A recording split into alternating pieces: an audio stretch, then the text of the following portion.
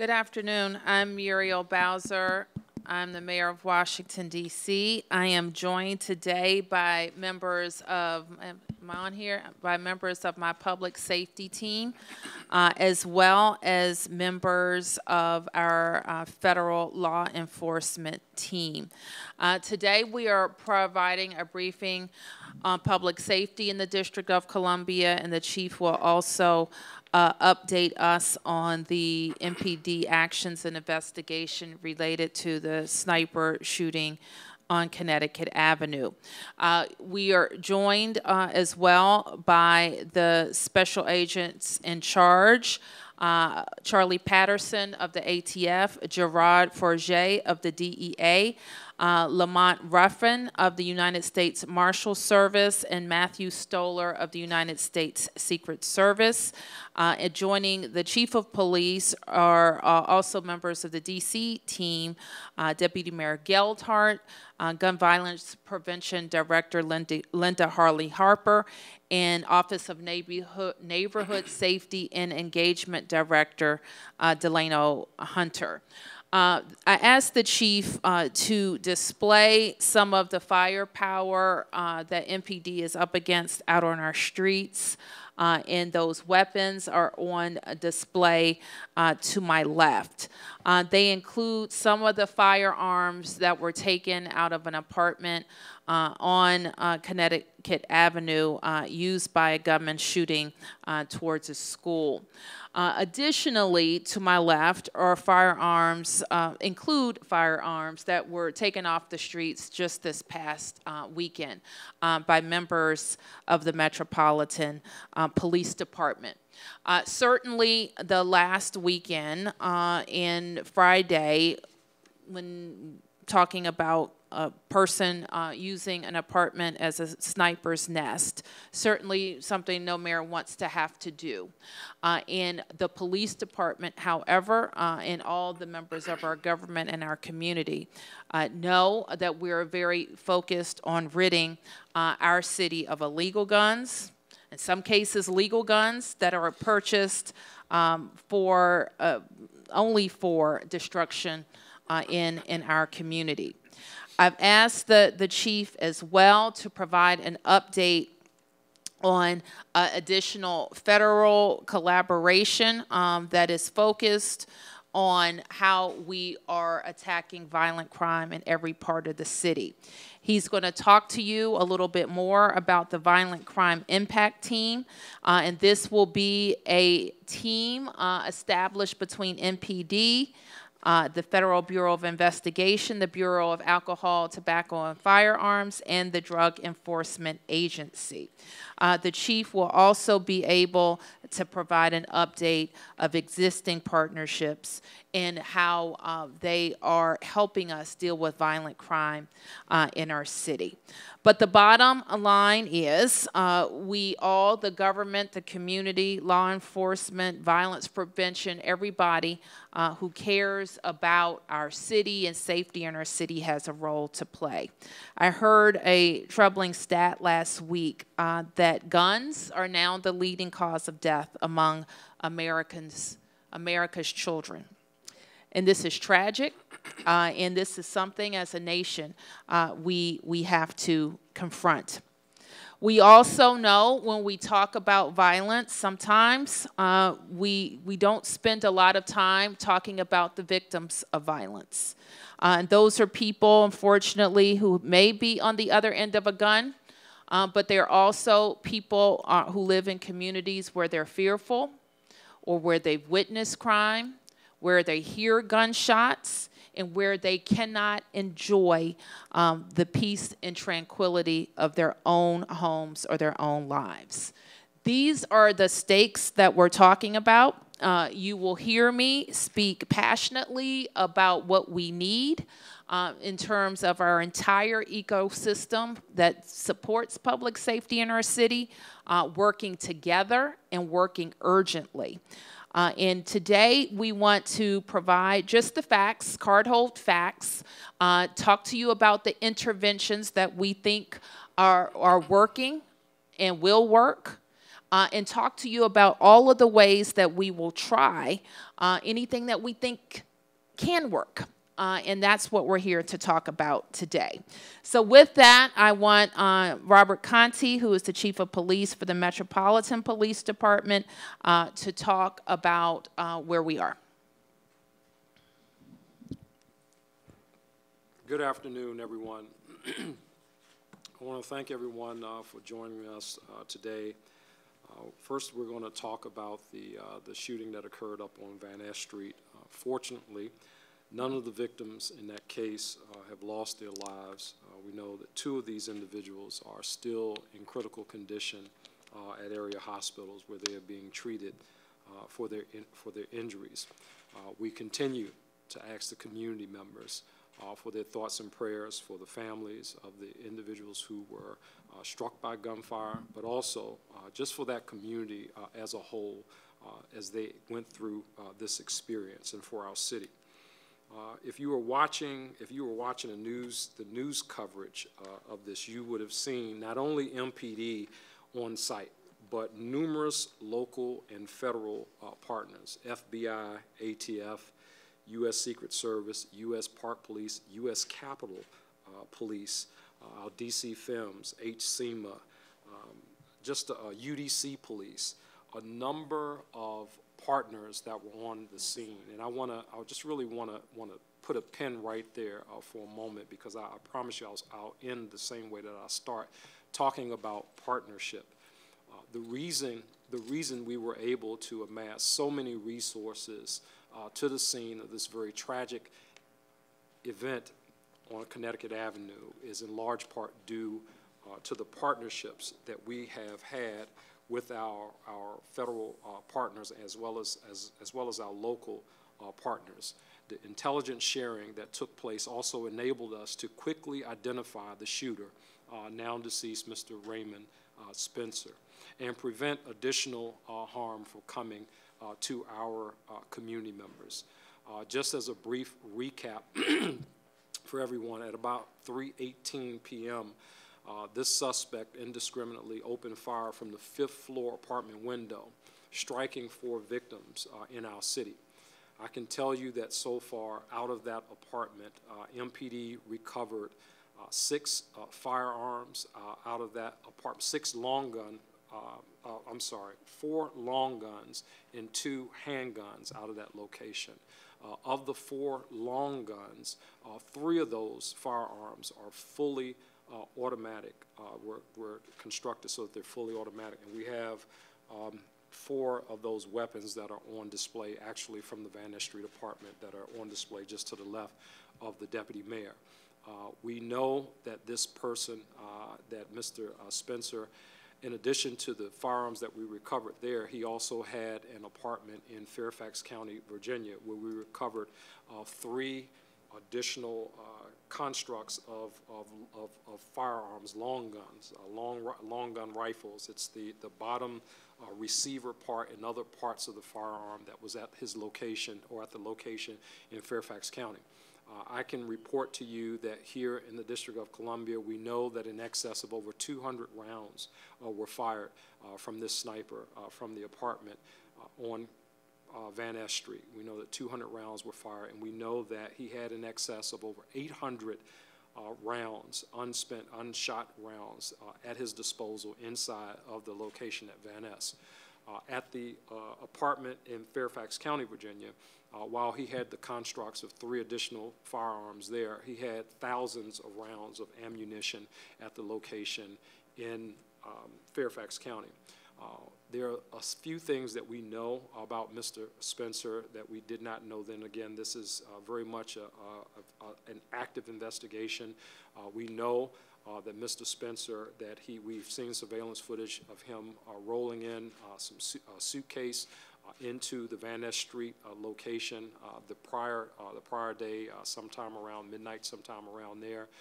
We know that Mr. Spencer, it appears that he went to Wheaton High School. He was a lifeguard at some point, and he spent a brief period in the United States Coast Guard. Back in, I believe it was 2017, he spent a brief period in the U.S. Coast Guard, just a matter of a few months as part of the Coast Guard. We're unsure why he was discharged or what he did, but he was just a brief period with the U.S. Coast Guard. We know that he moved into the apartment in Fairfax County in February of 2021, and that he rented this apartment here in Washington, D.C. in January of 2022. So he had been in that location, at the Van Ness location, for only a couple of months. A lot of people have asked, what is the connection to the school? We have not been able to decipher that. We're looking at his patterns of life. We're looking at what he did immediately before this. We know that 5 hours before the shooting, he went to the Giant on Connecticut Avenue and he purchased 2 Stouffer's meals, and he went back, he took those meals back to his apartment prior to the shooting taking place. There is a lot of information that I'm sure will come to light, and at this point, we're really asking for any additional information that the public may be able to offer us. I'm going to put this number out here, 202-727-9099. If you were to call in with additional information about your interactions with Mr. Spencer over the course of the last year, 18 months, we would ask that you select option 4 when you call that number to call in a tip. We're really trying to understand why this happened. More importantly, we're trying to understand all the different facets of this investigation. Financially, how was he able to purchase these firearms and rent these 2 apartments, et cetera? So there are a lot of things that we need to know that we don't know right now. But I am certain, through collaboration with our community partners as well as with our federal partners, that we will no doubt get to the bottom of this. Again, I want to thank all of the members of the Metropolitan Police Department, all of the members of our federal agencies and local agencies who responded. This was not a one-agency show. The reason why we're able to talk about this now is because of the hard work of the police officers and all the other agencies that were involved in this. I should note that there was a person who was arrested, and I saw some media reports of an individual who was being arrested by members of the Metropolitan Police Department, and they were quite unsure what that was. That individual was being evacuated out of the building, and police officers, Metropolitan police officers, had enough awareness about them to notice that this person had a satchel across his chest, and that person was armed with a firearm. He was a felon in possession, and those officers, in the midst of dealing with an active shooter scenario, were able to make an arrest of a person who was a felon in possession, who was actually in possession of a firearm during the course of all of this stuff that was happening with this with the active shooter there. So there's a lot of work that went into this, a lot of hard work, a lot of bravery from our officers. You certainly recognize that as these shots were going, this is an automatic fire. We had Metropolitan police officers and other officers running into danger, really not knowing exactly what they're running into. We know that on the 5th floor where this individual was, the apartment where he was, there was a camera set up in the hallway so that he could see approaching officers as they approached the apartment from where he was set up inside of his apartment, inside of the bathroom of the apartment. Again, I am very thankful that we did not lose lives that day. I am thankful that the men and women of law enforcement are safe, and I'm thankful that community members also stepped up to the plate and worked very closely with law enforcement officers to bring about the resolve to this situation. We can come back to Van Ness and talk about Van Ness, but I also want to talk about some of the other things that happened in the District of Columbia over the course of this. Again, when we talk about the Metropolitan Police Department and the demands set upon our officers, while this is going on, we had a triple shooting up on Kennedy Street with 3 residents. 3 residents were injured as a result of a gunman recklessly firing at some citizens in the block, in the 600 block of Kennedy Street. That is unacceptable. It is unacceptable behavior. We have distributed to the community, and this is where the community has an opportunity to play a part. We don't think that this individual is a stranger to anyone in the community. In fact, we released his image. While he does have a mask on the lower half of his face, I'm sure that anybody in the community can look at this photo who knows this individual, who knows who he is. I'm asking them to reach out to the Metropolitan Police Department and contact us at 202-727-9099, or you can text us anonymously at 50411. Thankfully, no one lost their life in that case. But I can tell you, when I went to Kennedy Street on Saturday and spent several hours up there with members of my family, my son, my mother-in-law, checking in with some of the businesses, talking to residents up there, some of the things that I heard were very disturbing to me. When it comes to just the reckless regard that some people in community have for law-abiding citizens. And I think that that is something that we all can focus on. That is a space where we all can participate, regardless of what your area of discipline is in this ecosystem. We all have a responsibility in this space to make sure that we're doing the things that we need to do to hold violent criminals accountable. I should add, with respect to the guy who was arrested for coming out of the apartment building with the firearm, the felon in possession. His case was presented. That individual, probable cause was found. Probable cause was found that our officers made a good case, but unfortunately that individual has been already released back out in community. I think he went to the hospital or something, but those are the kind of things that we're talking about when I talk about accountability in community and making sure that we are all really focused on doing our part. Chief Contee is going to make sure that we're doing everything that we possibly can to take violent criminals off the street. In fact, this weekend alone, if you minus out the 6 guns that the sniper had, members of the Metropolitan Police Department recovered 40 illegal firearms in our city just this weekend. That number alone should make every person in this room cringe. 40 illegal firearms, and I assure you that this is as a result of hard work by officers going to get those firearms, because surely nobody just walked up and here are 40 firearms. These are encounters that our police officers had safely had, and there was an incident where we actually had to use a firearm this weekend where we encountered an armed individual who had shot another resident in the 800 block of Crittenden Street. But again, our officers showed up and they did their job on that particular day. Unfortunately, someone lost their life in that. But these are the dangers that our police officers are faced with as we try to tackle this issue of violent crime in our communities. It's about going out here. It's about being brave despite the things that we face, despite the shortages in staffing and all of those things that we talk about. These officers are out here every day, and they're trying to make sure it happens. They're trying to keep the citizens of the District of Columbia safe by making arrests and taking bad guys off the street. That's what we do. Next slide.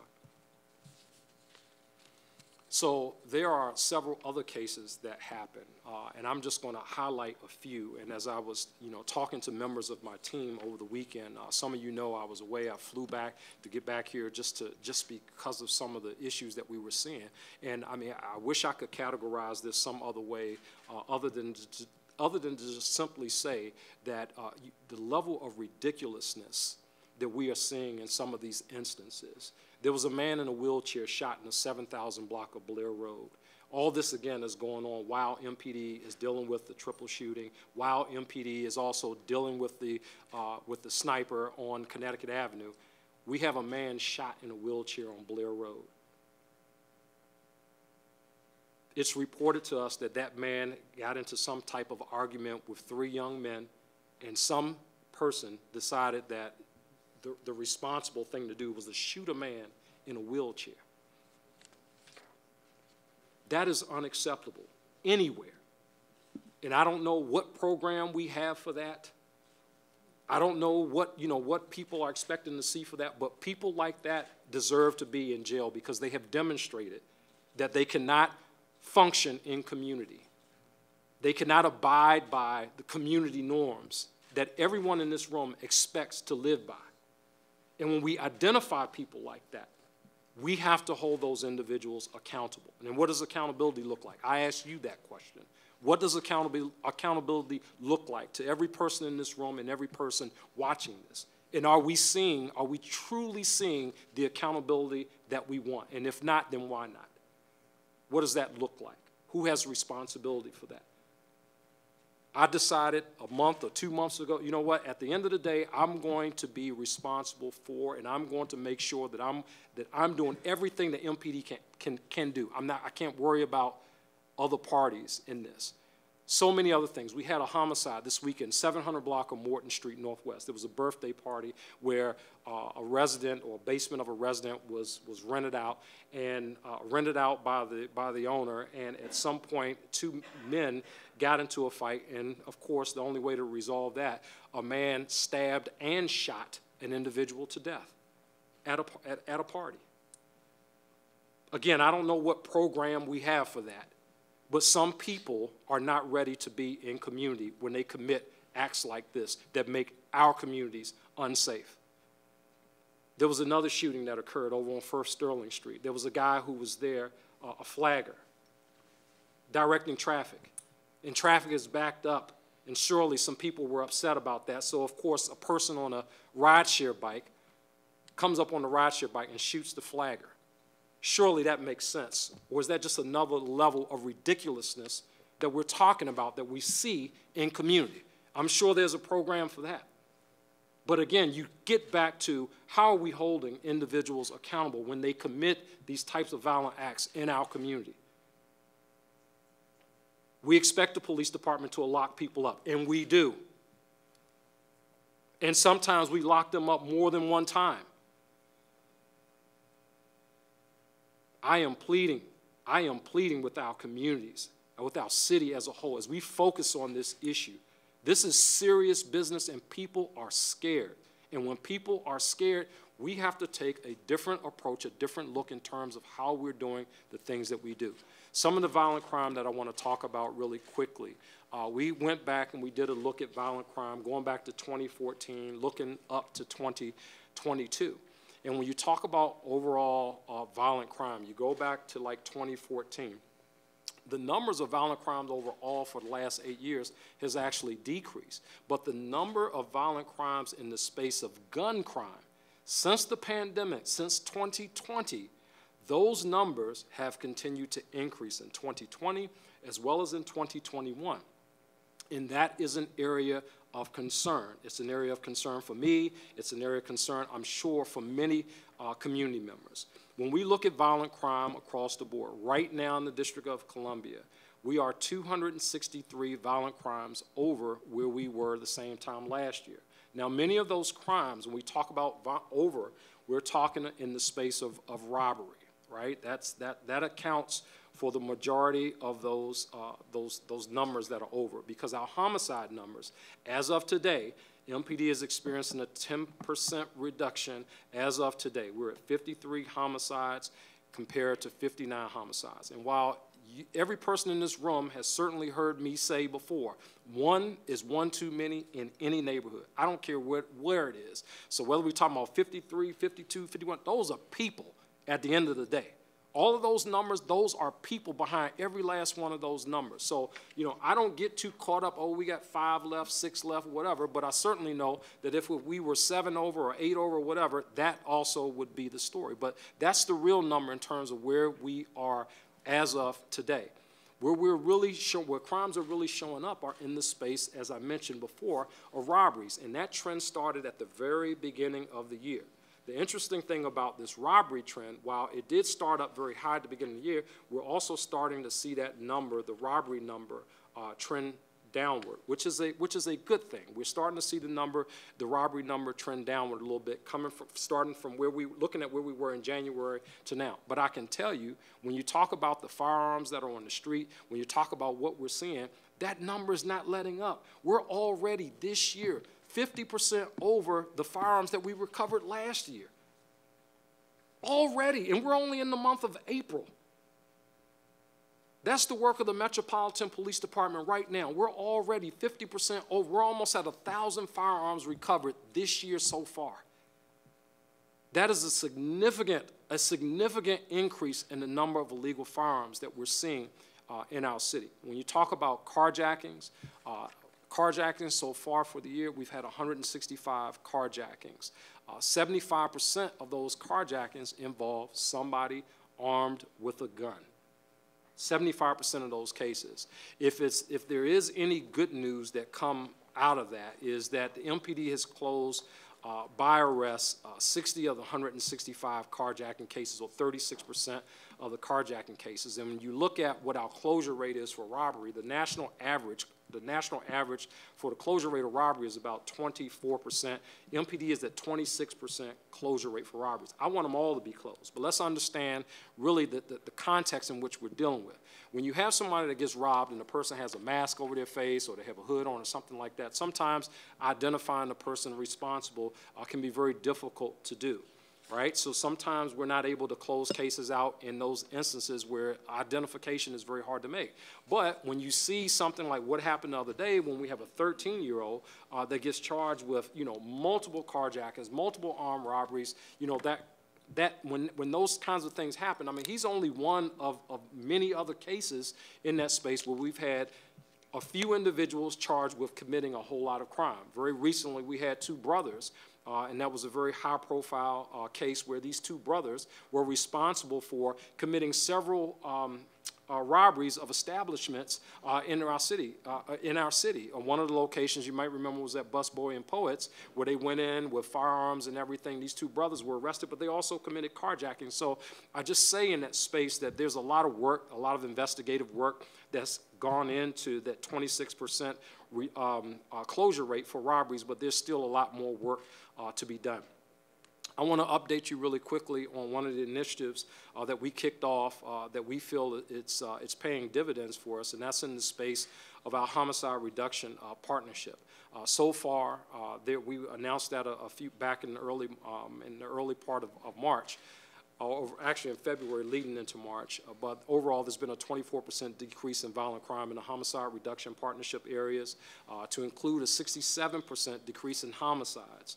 So we had 9 homicides in the HRP areas in 2021. In 2022, we're down to 3 homicides in those areas. 6D Sector 3 has had a 26% decrease. 7D Sector 3 has had a 21% decrease. So we are headed in the right direction in our Homicide Reduction Partnership areas, but I want to focus on the word partnership just for a hot second, because what I've seen, and that's part of the reason why we're here today, to talk about partnership, the places that we have had the most success is when we are partnered with our law enforcement partners, partnered with community. In those spaces, we're able to do some incredible things. And when I think back to when we closed out the case involving Mellon and MLK, and when Nia Courtney was murdered, that was a partnership case that really, working with community members, working with our federal partners, that really helped us along the way. When I think about the serial homeless shooter very recently, that was a partnership case where we worked together and we did some great things. We got another great case that's coming up where we're looking at a lot of indictments that we'll be talking about in the very near future that's as a result of partnership that's happening. When I think about the Maserati guy shooter that we caught over in Costa Rica, all these things happen as a result of partnership. So in a space where we have a workforce that is not at maximum capacity, I think the best thing for us to do going forward is really build on the partnerships that we have. We have a partnership with Prince George's County Police Department as we work on our carjackings, and we have seen an incredible amount of results in that space in terms of these guys really making inroads in a lot of the cases. So we want to build on partnership. So today we have here with us our partners from ATF, DEA, FBI, or FBI is not here right now, but U.S. Marshals are here. We're going to talk about partnership a little bit. I think about the fentanyl overdoses that we had down in Southwest. That case closed, those cases closed, those lives that were lost as a result of who sold those folks fentanyl was closed as a result of partnership, right? Those are important things, and we have to build on that. If the MPD is not at 4,000 or whatever number we feel it should be as a community, if we're not at that number, how do we expand on the partnerships that we have to get the most bang for our buck that's going to have impact in community? And the way that we're going to do that is through our violent crime impact teams. So right now, the violent crime impact teams, and I'll turn the mic over to these guys in a second, but really what we wanted to do, we wanted these individuals sitting side by side with MPD officers. We really kind of already had the model for this, but let's put these guys in a space where, in addition to operating in the homicide reduction partnership areas, but in other areas where we see these acute issues popping up, we have the flexibility to move these individuals around, to focus in on crime, and to do it in spaces where you know, there needs to be an intense focus, or to do it in spaces where there is some leverage for our federal partners that they can kind of bring to the table to help us with these investigations. So I'm going to pause right there and then look down to the table to, I guess we can start with Charlie Patterson, who's the SAC of the Washington Field Office for the ATF, and Charlie can talk about ATF's role in the partnership. Thank you, Chief. Good afternoon, everyone. My name is Charlie Patterson. I'm the Special Agent in charge of the ATF. We see the misuse of firearms and constant violent criminal acts. We see how crime has terrorized families, and these acts are just simply unacceptable. ATF is committed to being no better partner and will ensure those that commit illegal firearm crimes are held accountable for their actions. Thank you. Jarrett Forget, the head of the DEA Washington Field Office. Thanks, Chief. First, I want to take a moment and thank Mayor Bowser, Chief Contee, MPD, and the other federal partners for being part of this incredible launch. I also want to thank all the media for coming out today and to cover this important topic. You all know that violent crime and overdose deaths in our city are a major concern for families and neighborhoods across the District of Columbia. For many years, DEA Washington has worked together with our law enforcement partners to reduce drug-related violent crime in our communities. However, today, the launch of the DC VCIT, we're doing something very different. The formation and launch of our new VCIT takes our efforts to combat drug-related violence and overdose to a whole new level of effectiveness for DC area residents. Our goal is not to saturate communities with federal law enforcement. Our plan is to work on focused investigations that will make the greatest impact for our neighborhoods here in DC. Our deployment strategies are more targeted than in years prior. Agents, officers, and analysts will be sitting together, working together, and focus on specific areas of the city where they know violence and drug overdoses are occurring. Investigations will be focused on those drug trafficking networks and specific individuals known to be furthering the most violent crimes. With the new VCIT, our enforcement efforts on this problem will be more efficient and impactful, making a real difference for all our city residents, especially those in our hardest hit communities. Along with our work here, it's important to remember that law enforcement alone cannot solve this problem. We need your help. We need the help of all of our residents. The last few years have taught us that effective proactive work like this cannot take place unless our community supports these efforts. Making a real difference in combating the incredible drug overdoses and gun violence we're seeing in this city takes work from all of us. We're here today to stand up and tell you about how we are doing just that, and we're asking for all your help in doing so. We will not tolerate deadly drugs being trafficked on our streets, killing our loved ones, and causing reckless violence near our homes. Our homes and communities should be safe places to live and work for everybody, and this team was created to help with just that. The time has come for us to take back our streets and restore public safety. Thank you. And next, Lamont Ruffin, United States Marshals Service. Thank you, Chief Contee. My name is Lamont Ruffin. I'm the acting United States Marshal for the District of Columbia. The Marshal Service is proud to join with our law enforcement partners in a coordinated and partnered response to reduce violent crime through the Violent Crime Impact Team initiative. Every day, our Deputy United States Marshals round up hundreds of fugitives from justice, but this initiative brings a renewed focus on our areas, with our local law enforcement officers where violent crime has surged. We know that by focusing on the most dangerous criminals in our nation, we're able to make a significant reduction in the extreme violence that they facilitate. This violent crime initiative represents how the United States Marshal Service is deeply committed to this city, to our federal local partners, and assisting in reducing violent crime in our nation's capital. As Chief Contee said, enough is enough, and we have to do more. Through our own fugitive investigation, we've recovered 36 firearms from already wanted fugitives, and we have to do more. Thank you for inviting us to this initiative, and we continue with our continued support. Thank you. And Matt Stoller from the United States Secret Service. Thank you, Chief. Good afternoon, everybody. My name is Matt Stoller. I'm the Special Agent in charge for the U.S. Secret Service Washington Field Office. The Washington, D.C. and Greater National Capital Region uniquely bring together law enforcement entities at every level, spanning multiple jurisdictions that routinely work together to ensure security and public safety. The U.S. Secret Service proudly participates in this critical network of partners and works in support of our fellow agencies and entities to reach collective goals, as well as to support each other's agency initiatives. While known for our protective responsibilities, the Secret Service has a long and storied tradition of investigations to help safeguard America's financial and payment systems from criminal exploitation. Over time, our investigative responsibilities have evolved, with a focus on complex transnational investigations into cyber-enabled crimes.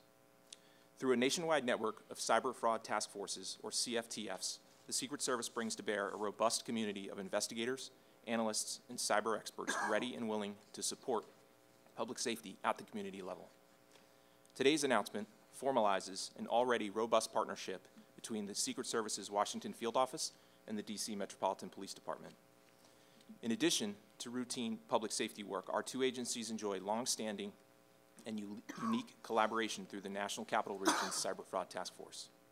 We are eager to leverage CFTF resources and extend our reach in the collective fight to reduce violent crime by supporting the Violent Crimes Impact Team.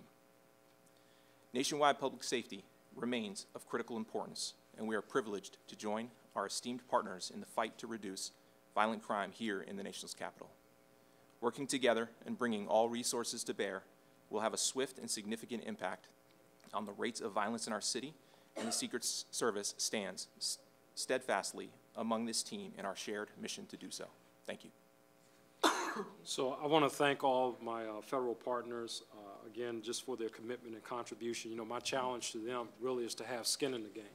And that's not just to our federal partners, but that's to community. That's to anybody else who has a vested interest in what happens here in the District of Columbia. These guys have stepped up time and time again for every ask that I have put forth. Normally what happens, it's normally MPD who sends personnel to their federal task forces. And this is a change for them, operating in this space where they have now sent people to be, again, co-located with MPD, working in that space. One slide that I want to just focus on before we get to the Deputy Mayor is the slide where we show the map of where the guns have been recovered in this city by Metropolitan Police Department officers. Do we have that? Can we just go back to that one really quickly? I want members of the community to see that, where the guns are actually being recovered from.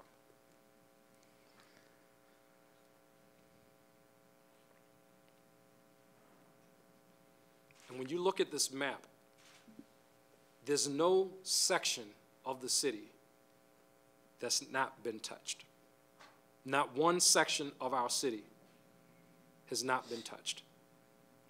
The only district right now where we have recovered less firearms than we did last year is the first district, 6 less firearms. In the second district, we've recovered 57 more firearms than what we did so far this year as in comparison to last year. 33 more in the third district, 8 more in the fourth district, 111 more firearms in the fifth district, 49 more in the sixth district, and 71 in the seventh district.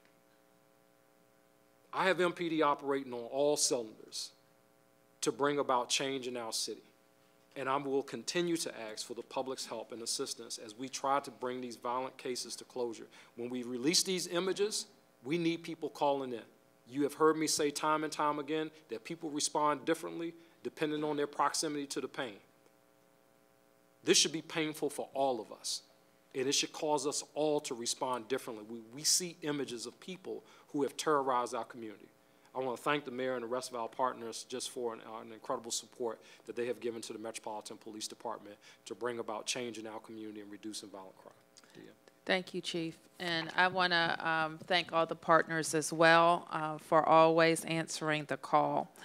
I do want to spend a couple of minutes, Chris. We can have an entire briefing also on our our non-law enforcement strategies, but I did want to close with a quick summary of those efforts.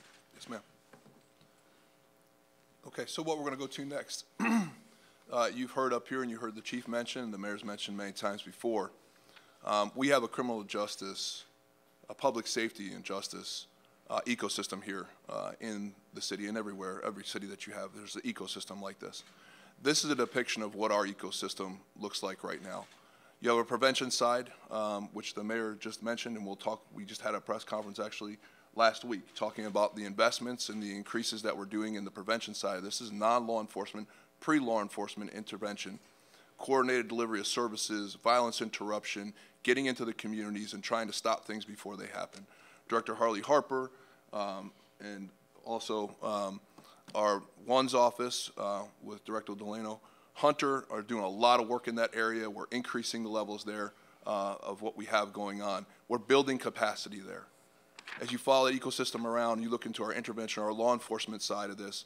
The chief just mentioned everything that they're doing, leveraging partnerships and all of that. But it's important to come back to what the mayor has said over and over is we need the law enforcement officers on our street to be able to do these things because we have lost capacity when it comes to our law enforcement and intervention side of that, and we need to build that back. The chief is doing everything that he can for that, but we need to increase that capacity. On our accountability side, the chief mentioned this, the accountability side. This is our court systems and all of that that happen around that. We have a lower capacity there. It is not new to anybody here that we are down currently, I believe, 14 judges in our court system, as well as all of that we had to go through for the pandemic and all the cases that, even though at their best efforts, we're still behind in cases. We're still just now opening up and starting to do in-person trials. So a lot of folks waiting just for their day in court, a lot of folks that didn't get held because we have a system that is backed up right now. And then onto our rehabilitation side, and this adds into where we get from the accountability side, we have over 700 people in our jail today that are in pretrial felony confinement waiting for their trial, some of them over 300 days. So we have a stretched capacity there as it is. This is the health of our ecosystem right now. As the chief mentioned and the mayor's mentioned in the past, we need to get our ecosystem back to health. And that's going to happen as the city opens back up, people come back to work, and we start actually doing things in the areas that have been curtailed over the time frame of the pandemic. And that's not in our prevention or in our law enforcement side. Some of the things that we've done for expansion, we have 3 new areas where we're bringing our violence interrupters into the city. There's additional 52 violence interrupters that are being hired this year that are going to work in these areas of the city, Congress Park, Edgewood, and Shaw Mount Vernon Triangle area, to include several that are going into roving teams that we can bring anywhere into the city where we need to bring violence interruption and start to head things off before they have to become a problem for the Metropolitan Police Department. This includes all the work that we're doing with those that we have identified that we talked about last week, those that are most high at risk of gun violence, either being perpetrators of or being victims of gun violence, and all the work that we're doing with those folks to ensure, even the mayor putting cabinet members in to ensure that this work is reaching its fruition with all of our agencies to ensure we get these folks attention that they need, the services that they need to find a better path than following the path of the gun, where then they come in contact with the Metropolitan Police Department or our chief medical examiner. Next slide. Okay, so I think that's what we have today on our non-law enforcement efforts. So let's take some questions. Any questions? Yes, sir. Please introduce yourself. Sir, my name is Louis Chavez. I'm with Reuters. A quick question for the chief of police. The suspect, from the news reports, he was found dead in the apartment. Was he, or rather, he was dead. Was he found dead? What was the cause of death? He shot himself as we were entering. We began to make entry. We rammed the door. There was some type of appliance, refrigerator, something against the door. He obviously heard us make an entry into the apartment, and ultimately he shot and killed himself. Mm-hmm. Were there any letters, any motive left? We are still examining exactly what the motive is, but specifically answering your question, there were no letters that we saw. that were open to us at that point. But again, a lot of times these types of things are online, you know, that kind of thing. So we're looking into all those spaces to see if we can really get to the bottom of this and the motive behind it. Yes, sir. Stephanie? Thank you. All right. So the partnership today, it appears to address the illegal crimes illegal guns in the city and drugs. But Chief, you're telling us that it appears that the firearms used Friday were purchased legally. So how does this partnership address that, and how do you assure parents, especially who are very scared, that their children are safe in the city? Well, in terms of how the partnership, I mean, I think that the VCIT announcement is kind of a separate, but you see on that day, all of these entities were represented there on the scene of the shooting. And it wasn't, this is the first time, you know, we got together and we're trying to figure out what each other are doing. I think we were in lockstep with these guys from day one. The VCIT thing speaks to the overall violence that we're seeing in the city. Specifically when you talk about what happened at Van Ness, I mean, you know, when you have a lone wolf type scenario, a depraved individual in this case that thought it was okay to do this, I don't know of a partnership that would prevent that. And I'd be lying to residents if I say, hey, look, this is something that prevents that. I think what we have to see, or what we may have to make sure that the public is aware of, is that we have a police department and a federal partnership that is capable of handling those type of situations when they do happen. In our city, when we had a lone wolf sniper targeting individuals in our community, in the matter of a couple of hours, we were able to isolate the individual. We were able to identify who that person is, get that image out to the community, tactically advance on that person's property, get the children removed from the school, get the building evacuated with residents, make an arrest of an armed individual as we were doing all of that, and simultaneously handle a triple shooting in another part of the city and a man shot in a wheelchair someplace else. So when you talk about the overall picture, you have a police department here in the nation's capital that has the capacity to handle all of those things simultaneously.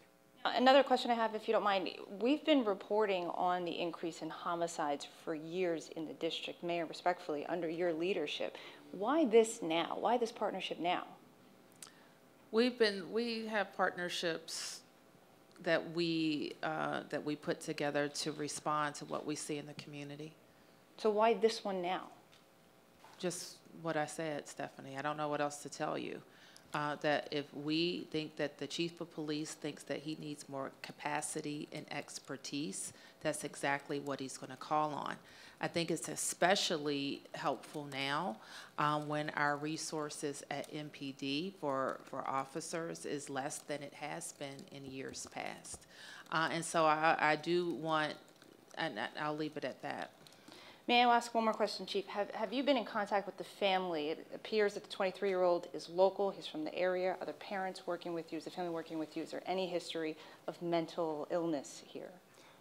We are working with the family. I have not spoken directly to the family. Obviously, this is a very trying time for them as well, and we're trying to be sensitive in that space while simultaneously trying to progress the law enforcement investigation. Some of the things that I've reported to you today, we know as a result of our contact with the family, and we will continue to do that. Again, I want to make an appeal to the community. Anyone who has had contact with this individual, you know, you were a friend of this person and you've been, you know, you had a phone conversation with them 2 weeks ago, we're asking you to contact us on 202-727-9099. Please hit option 4 to call in any information that might help us really kind of get to the bottom of this. We're trying to really put the pieces together kind of, you know, after the event has taken place, and there's a lot of meticulous work that goes into that, and we're seeking the public's help in that space. Sam? Yes, Chief, you were there at the Peruvian embassy last Sam, week. where are you? I'm sorry. I'm right here. Oh, okay, I'm sorry. Yeah. I got you. So you were there at the Peruvian embassy last week, and I see the Secret Service is here. Yeah. Secret Service officers killed that individual, but I understand there's some report out that this Van Ness sniper and the person that the Secret Service officers killed in Northwest had some knowledge of each other or friendship. Is there any truth to that? Yeah, so we're investigating. It's reported that the girlfriend of the person who died at the embassy lived in the same building. His girlfriend lived in the same building on Van Ness. So we're looking into that, and just, I mean, that you know, it could be coincidence, could be whatever, but we're looking into that. So you just don't know. You just gotta. Yeah, we gotta really kind of make our way through that, Sam. And again, just kind of, you know, the girlfriend. I mean, you know, she may just be the girlfriend of this individual, happens to live in the building. But you know, I don't want, you know, all these cameras leaving here trying to go knock on her door and interview her. I mean, we're trying to be sensitive in that space. So we don't know if one has anything to do with the other or if it's just a coincidence. But if there is, I'm certainly sure that through this investigation we'll find a connection if there is one. Mark? Yeah, Chief, on Van Ness, do you believe that the school was the target, was his target? It's kind of hard to say, Mark, that that the school specifically was the target. You know, my gut tells me that just where he was focused and where he was shooting, he certainly intended to do what he did. Why is what I don't know why. But I have to believe that based upon his location and where he was shooting, you know, people have seen this video that's out there and all that. I have to believe that, you know, that is not something that we can rule out at this point. Maybe there's a writing somewhere, you know, where he said something that will, you know, kind of lead us to it. We know that he's lived there only since January. But again, I can't definitively say that this is it. Maybe his thing, you know, when I think back to shootings like, you know, what happened in Dallas where several police officers were murdered several years ago. I mean, you have a shooting at a location that draws first responders to a particular spot. I mean, he could have very well wiped out several first responders. I mean, maybe that, I just don't know. And as we work through the investigation, my hope is that we really kind of get to the bottom of why he did this. Can you give us any indication on how long he had been planning this? It's kind of hard to say, Mark. We know, again, that, you know, he's purchased these firearms. We know that he's lived there since January. You know, he has a place in Fairfax County and this place in D.C. that's not far away. You know, it could go back as far as 4 months. I don't know. I mean, he could have, had he waited a few minutes when, you know, there's dismissal going on, you know, he wouldn't have to shoot at a window of cars. I mean, he could have, you know, actually shot people who were more people who were on the street at that point. So it's really kind of hard to say at this point, you know, if that is really his, you know, his true motive. I'm hoping that as we exploit his devices and kind of go through that, we're able to get to that, and we can share that with the public at that point to say, hey, you know, kind of here's a better picture or at least understanding of why he was doing this, at least through his lens, why he did what he did. And again, so and maybe there's some members in the public who this guy may have communicated with, and he may have said, you know, some things about the school or the people attending the school. I don't know, you know, that might be helpful to us in this space. We're just trying to understand, you know, at this point. Again, we're in very close, you know, proximity to when this happened, and certainly a lot of work has to still go forward to get to that point. Thank you. Purchases of the weapons, did he buy them all at once, recently, over the course of how long? He purchased them over a period of time. The two handguns were, you know, pretty much just kind of off-the-shelf purchases. The long guns, the ones that are here, you know, the way that they are assembled, are either he assembled them or he had someone to assemble them for him. But the pieces, the parts of the weapon, where it appears that they were all legal purchases. Okay, Janae, Lou, and was there a question here? Julie? Janae? Hey, Janae with Axios, thanks. Could you give us a summary of what the investigation currently looks like at Van Ness? Is there still areas blocked off, and also, what's the sense of the damage maybe beyond the school? Is there, you know, were there bullet holes in other places? How far did these, you know, bullets travel, I guess? Yeah, so we're still working at the apartment. Excuse me, we're still working at the apartment. I was through there yesterday, and we may have a small area of the school that might still be blocked off. I'm not sure if we're done with that just yet. We know that a car, several cars actually were shot up. Again, these are over 200 rounds that were fired. But several cars were shot up. Two of those cars, one belonged to an embassy close by. Another car was of someone who was there picking up someone. And at this point, we know that there have been about 2 additional reports for buildings beyond the immediate Burks and the apartment building on Van Ness. So we've received just about 2 additional reports. I've appealed to community members, and I will continue to make that appeal. Let's make sure that we check on our neighbors. The velocity of a round fired from one of these rifles can go a very long way. I'm talking about thousands of yards.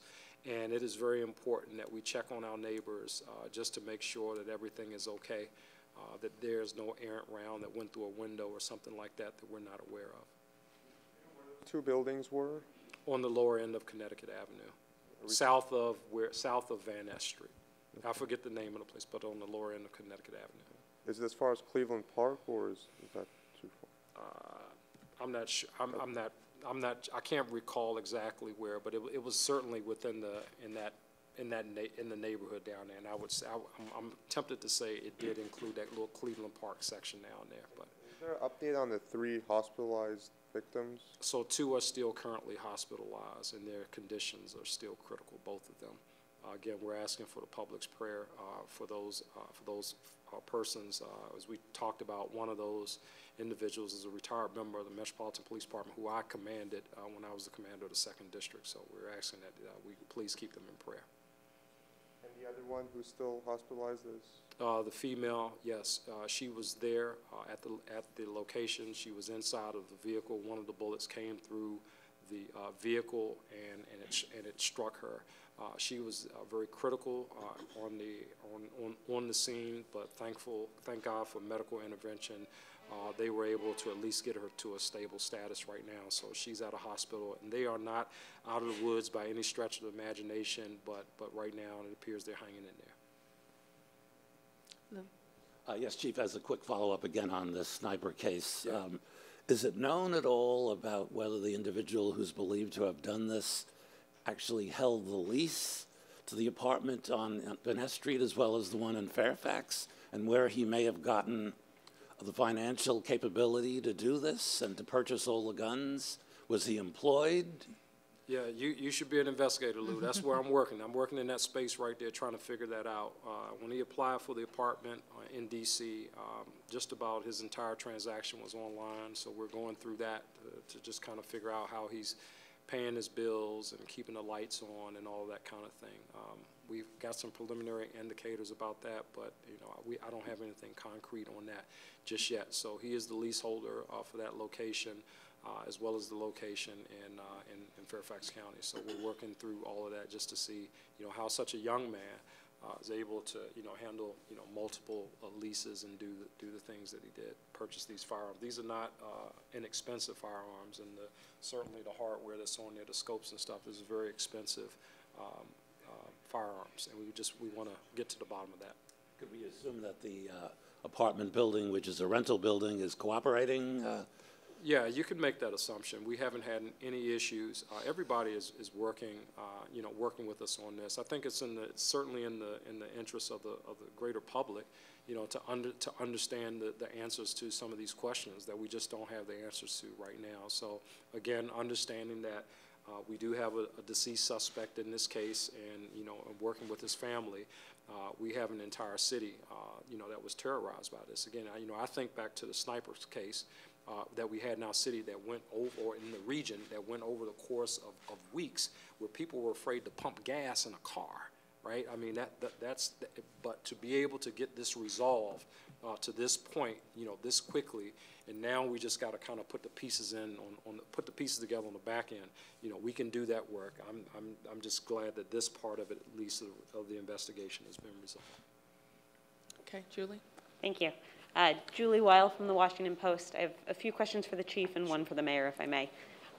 First of all, Chief Contee, all 9 of these firearms he purchased legally, all 9 of them in Virginia, is that correct? So 6 of them are intact, fully functional firearms, all right? And those are the 6 that were located in the District of Columbia. Then he has 3 that are like, and I hate to use technical terms, but you know, it's like the lower receiver, if you will, of the firearm that he legally purchased. And then he was purchasing the parts, you know, the top part, if you will, the barrel and all those other, he was purchased the parts to assemble the firearms that were, or the lower receivers that were in Virginia. They were all legally purchased. I don't recall off the top of my head exactly where he purchased them from, but I'm certainly 100% confident that he purchased these things legally. And you said that 3 of them were fully automatic weapons. Yes. Can you tell us about how he did that? Did he have a giggle switch or something? No, these are not giggle switches here. The way that they were assembled, he was able to make them fully automatic, and that shouldn't be. Okay. And do you know anything about any sort of ideology that he espoused, or? I honestly, I wish I had more to tell you. I mean, like I said, I think I've given you everything to, you know, to what he ate, you know, prior to this happening. But I honestly do not know yet. I don't know anything more than what we've shared. And as we continue to move forward, you know, my hope is that we will be able to really peel back the onion and get to all of these answers that I'm sure, and just, I mean, beyond the public, I think beyond the immediate public in the District of Columbia, I've talked to my colleagues in police departments all around the country. Everybody wants to know, and we want to be able to provide those answers, but we want to make sure that we're giving accurate information and not just our, you know, our anecdotal thoughts at this point. Thank you very much. Thank you. Mayor Bowser, there's a slide here that I wanted to return to that I think was very interesting, that lists some very large potential causes for an increase in violent crime. It lists everything from race-related and political unrest to people's increased willingness to use guns. Can you tell us what on this slide you're thinking? What do you think the causes are of an increase in violent crime? Well, obviously, I think that all of those things are the causes. What it says here, and what we've talked about throughout, is that these issues are complex. We're not only experiencing them here in Washington, D.C., but we see them around the country. You've heard me talk a lot about how our ecosystem that Chris has referred to already has been upended. It's not all back up in 100% or in person, and people are living on the edge. And so we see that. We see it with the fentanyl deaths. We even see it with aggressive driving on our streets and disconnected from their regular services. So getting kids back in school was my real focus at the early part of this pandemic, because it connects young people and their families to professionals who can help them. So that's important. It's important that the folks who are involved in the criminal justice system, and they have a supervising agency, they have required job training, that it's open and that it's in person for them to do it. People who are even going to their jobs instead of being in, you know, a home alone or home with family members that may or may not be a good environment for them. Getting back to normal and back to work, we know will help with all manners of making our communities safer. So what is important, however, is just like the chief said, that he's going to do all in his power.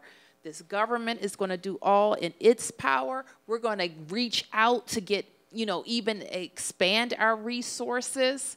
But we need everybody in the system, and that includes the community, to be thinking the exact same way. We will get safer together. We do have, and we are really lucky in our city to have a lot of resources to bring to bear. I know that Linda and her counterparts speak often, but we're able to have subsidized employment for people who come forward. We're able, if a community member calls and can make us aware of an illegal gun, to offer a huge reward. It's important. Now, the chief went over all of the guns that were collected in the city, and I see something else when I see that chart. What I see is sometimes when the number is higher in a community, that means the community is doing a lot. That means a commander is doing a lot to remove guns. Sometimes when is lower, it doesn't necessarily mean that there are fewer guns.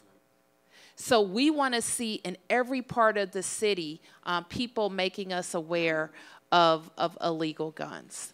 And we also, I can't just emphasize enough, all of the resources. If you come forward and you're willing to make a change, we can help you make that change.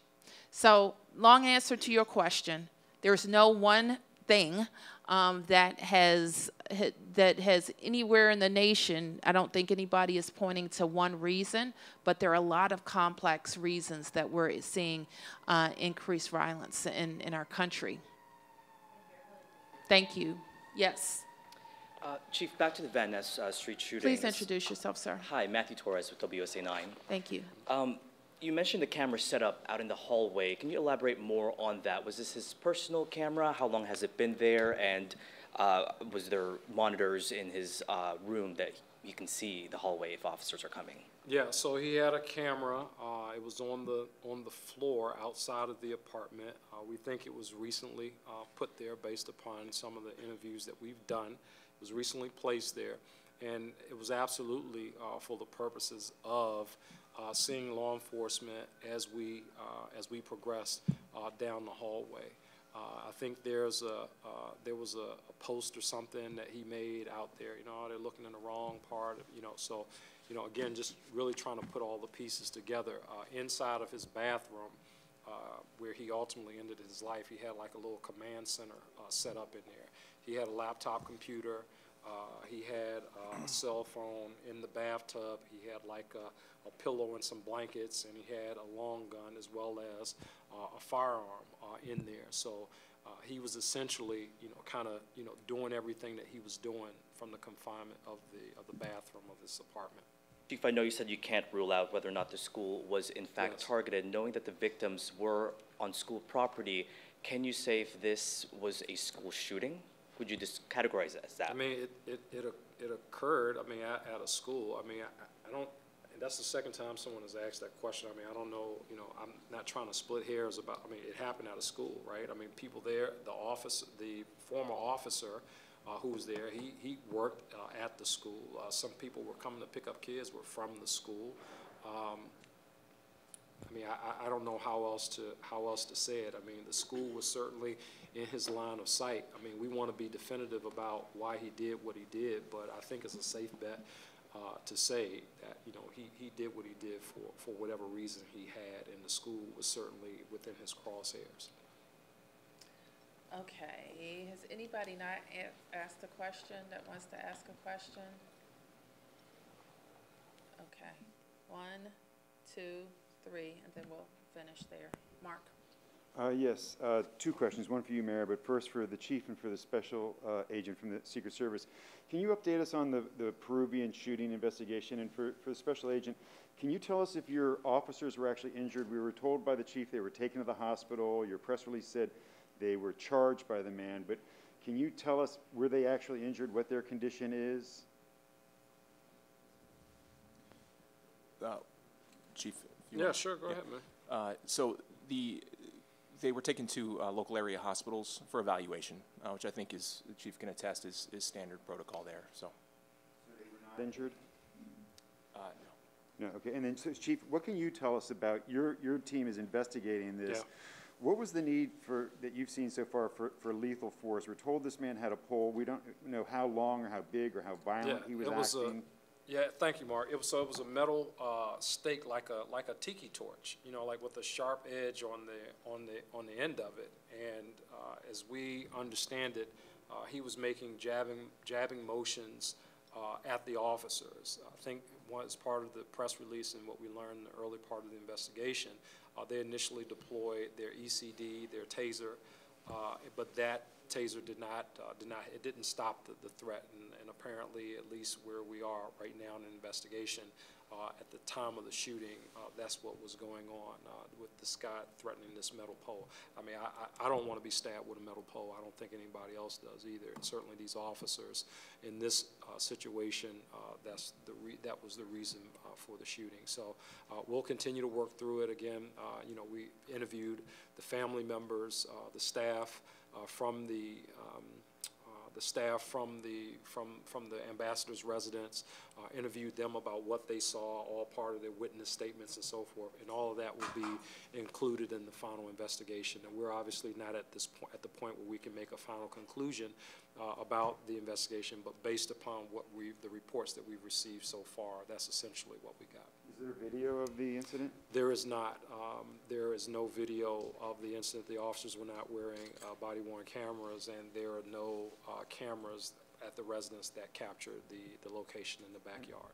Thank you, Chief. I appreciate that update. And Mayor Bowser, off topic for you, there was an incident in Chevy Chase, Maryland, over the weekend where some affordable housing advocates were protesting at the site of a proposed new library. And it's been reported that the residents there who were in opposition to affordable housing made comments, one of which was they don't want Chevy Chase becoming Anacostia. And I'm wondering if you can react to hearing that from your neighbors from Montgomery County. Well, that's not all my neighbors in Montgomery County. Okay, so I don't think it.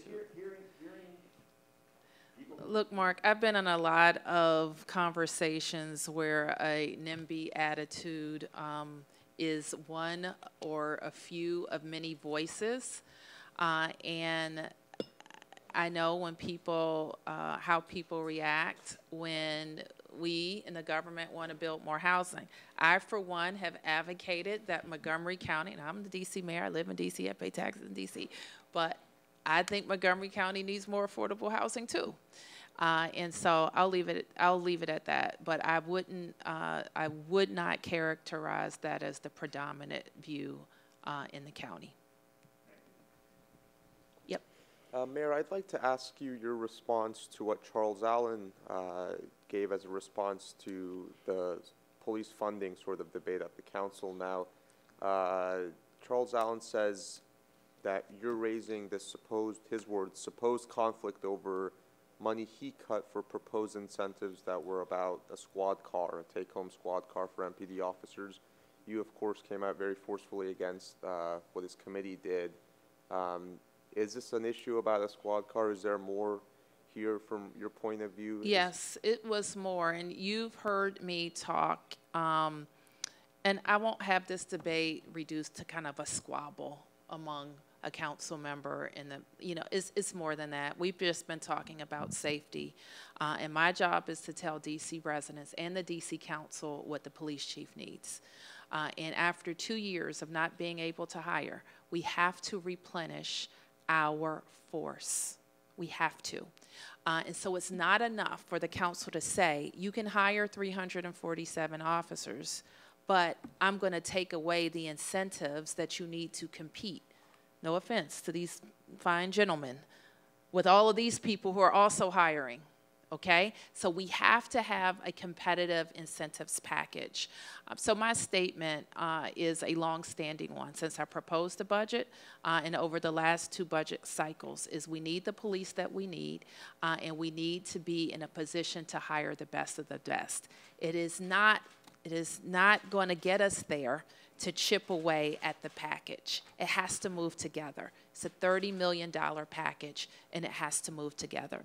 And more than that, I was talking to some school leaders who represent our administrative officials, principals and vice principals. they're horrified at the thought, especially now, to remove trusted police officers from school buildings. So there are some policy differences. We have some budgetary differences with what the committee did, but the entire council has the ability to move the whole package, and we hope that they do that. I think we'd like to, understand though, like there's 20,000 in for a sign-on bonus. The committee says it's advanced. Other tripling or doubling other incentives. I mean, what was lost? Oh, $6 million was cut. So we advanced a $30 million package. I don't have the list in front of me, but $6 million was cut. So 2 of that 6 related to take-home vehicles, which you may poo-poo as not important, but the people who actually are out there recruiting police officers, one of the top things that an officer says that he or she will choose which department he or she goes to is the ability to have a take-home vehicle. The other thing, it has an added benefit, neighbors like it. They like to see the police car for visibility parked in their community. So that's a $2 million.